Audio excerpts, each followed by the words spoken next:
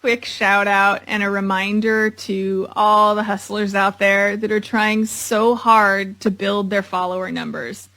I see it constantly on TikTok, which I'm new to TikTok. I don't know when you'll be watching this, but my numbers are super low because I literally just started like a week ago. So they're tiny. But I see people talking about it like the road to 10,000. I had to Google, like, I'm showing my age here. I had to Google what's so significant about hitting 10,000 followers on TikTok. And even Google was like, yeah, not that much really happens. You just maybe get brand partnerships and you can monetize or do the creator thing, which then everybody talks about how little you make at that. So it seemed like such a bizarre and arbitrary goal for me. And it's one that I won't shoot for. I don't care how many followers I have. I really don't. That's not why I'm doing this.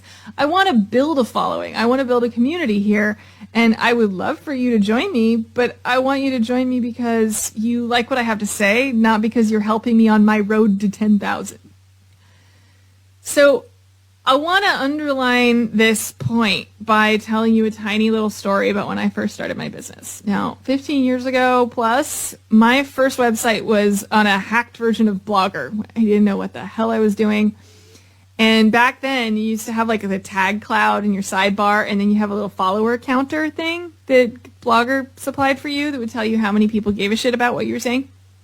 And that was like when everybody really, really cared about how many subscribers you have. Now they care because like it opens doors, but I think we all know that follower counts don't really mean that much anymore. But back then, they meant fucking everything.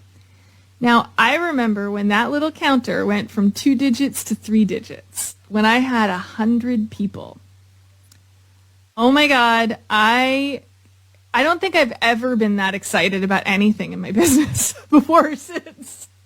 I remember running around the house, my husband remembers this too, running around the house being so excited because 100 people gave a shit about what I had to say.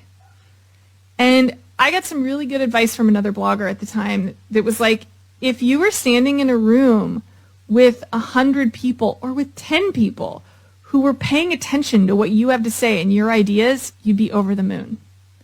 So why are we chasing these insane numbers like it matters? Why not pay attention to the 10 people or 20 people or 100 people that are already in the room and giving them the best you got? So that's what I'm doing here. I would love for you to follow me, but follow me for the reasons that you're supposed to follow me, because you like what I have to say and you want to hear more of it. I still, I'm like, oh, I have like 800 likes. TikTok language. But like, after 15 years of being in the online business world and promoting myself on all kinds of online platforms, I still get excited.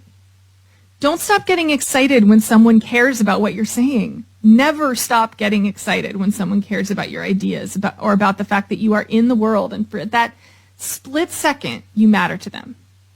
And maybe you might matter a lot longer. You don't know. Like the things you say might stick with people a lot longer, and it might have a ripple effect, and they might repeat it, and they might share it and save it, and all those things are meaningful.